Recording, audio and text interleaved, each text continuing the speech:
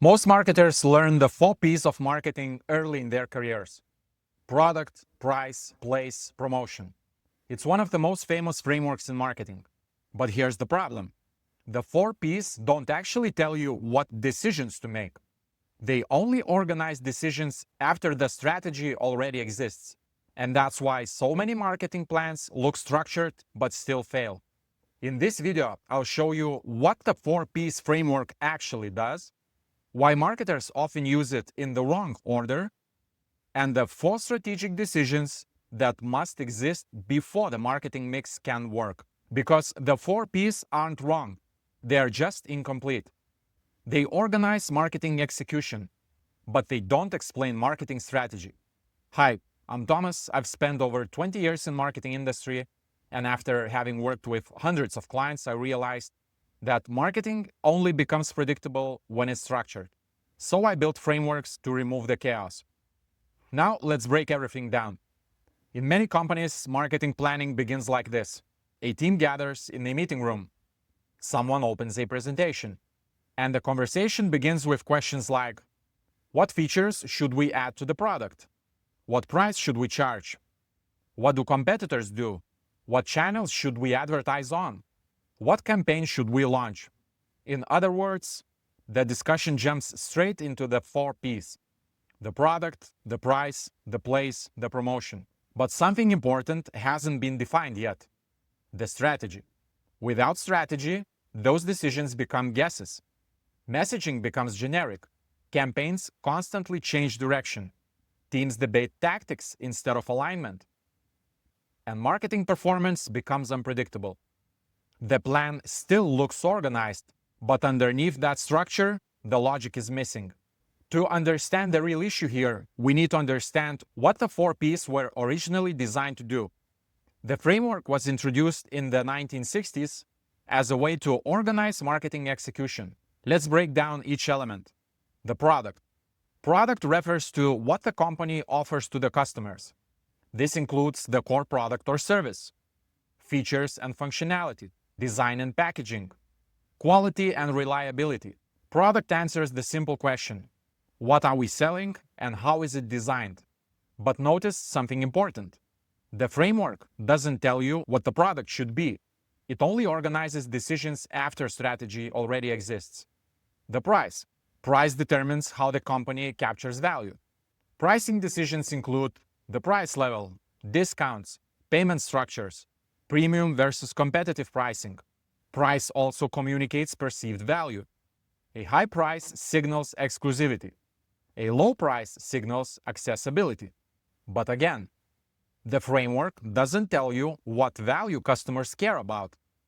It simply structures how price is set. The place. Place refers to distribution.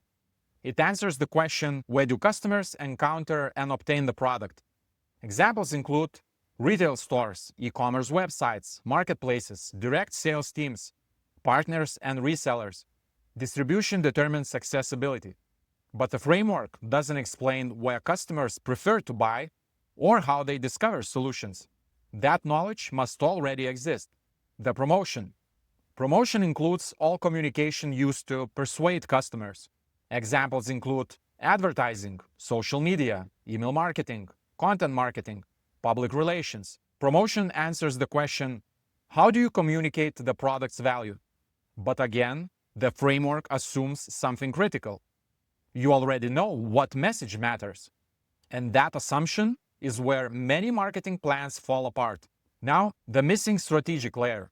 The 4 Ps work extremely well, but only after strategy already exists. When strategy is missing, the framework becomes a container for random activity. Teams start discussing features before defining the problem, channels before defining the audience, messaging before defining the value. The result? Marketing becomes reactive. Campaigns change every quarter. Different departments push different narratives. And meetings become debates about tactics. But here's the key insight. Before the marketing mix works, 4 strategic decisions must already exist. These decisions define who the product is for, what problem it solves, how its value is perceived, and what outcomes define success. Once these decisions are clear, the 4Ps stop being guesswork and start becoming execution. The first strategic decision you must make is positioning. Positioning defines the logical argument for choosing your product. It answers a simple question: why should someone with a specific problem choose this solution instead of another one? A clear positioning statement connects four elements. First, the person. Who is the product designed for? Not everyone, one specific group. Second, the problem. What specific frustration or obstacle are they facing? Third, the key advantage. Why is this product the best choice for solving that problem for the chosen group of people? And finally, fourth, the alternative. What are they currently using instead? When you combine these elements, positioning becomes clear. Without clear positioning, several problems appear. Product development becomes feature-driven. Marketing messages become vague and unrelatable. And differentiation becomes weak. Positioning provides the strategic anchor for everything that follows. The second strategic decision is customer awareness. Customer awareness towards the problem they have. Customers are not always ready to buy. They move through stages of understanding before making the decision. These stages include unaware. The person doesn't recognize the problem yet. They simply experience frustration. Problem aware. Now they recognize the problem, but they don't know what solutions exist. Solution aware. They understand the types of solutions, but they haven't chosen a specific product to implement a chosen solution. Product aware. They are comparing options. Features and differentiation matter here. Finally, most aware. They are ready to buy, they just need reassurance. Each stage requires different messaging. The purpose of that messaging is to help people in each awareness level move one step forward, not jump straight to purchase, just one simple step forward. So each stage requires different messaging. For example, an unaware audience needs education. A problem-aware audience needs clarity. A product-aware audience needs differentiation. When awareness stages are ignored, promotion misses the mark. The message speaks to the wrong stage. And even good marketing gets ignored because it simply becomes unrelatable. The third strategic decision is value construction. Customers don't evaluate products at only one level. They evaluate them across layers of meaning. Think of value communication like a ladder. At the bottom, there are product features, what the product does, what it contains. Above that, there are benefits, what those features allow the customer to do. Above that, there are problems solved, the specific frustration the product removes. Above that is the enemy, the negative situation customers want to escape, and the brand fights to defeat. Then comes life improvement.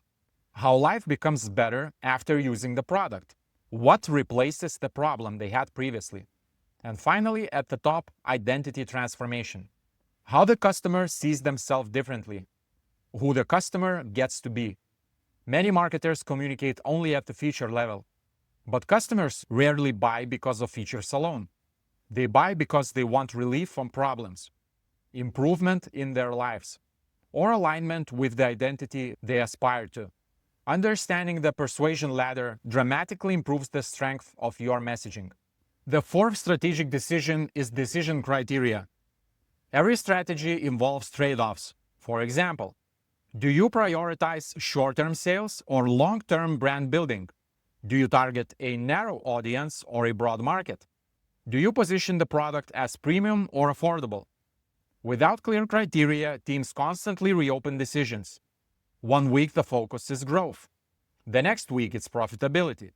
The next quarter it's brand awareness. This creates instability.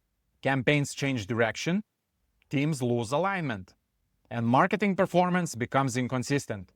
But when decision criteria are defined, strategy stabilizes. Everyone understands the priorities, and decisions become easier to defend. Once these four strategic decisions exist, something powerful happens. The 4Ps suddenly make sense because now they have a direction. Positioning influences product design. Customer awareness determines promotion strategy. Value construction shapes price perception. Decision criteria influence distribution choices. Now the marketing mix becomes execution. Strategy defines the direction. The 4Ps implement the plan. Instead of random activity, marketing becomes coherent. Instead of constant revisions, decisions become defensible. And instead of guesswork, the framework becomes powerful. The 4Ps of marketing are not outdated. They are not wrong, but they are incomplete when used alone. They organize how marketing executes, but they don't explain how strategy is formed.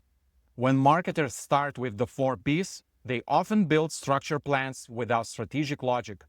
But when the strategic layer comes first, positioning, customer awareness, value construction, decision criteria, then the marketing mix becomes far more powerful, because now every decision connects to clear strategy. And the entire marketing system becomes easier to explain, easier to execute, and far more predictable. Check the description and the pinned comment below for more helpful resources on this topic. And if you liked this video, you will also appreciate this one. It covers the science of persuasion extensively.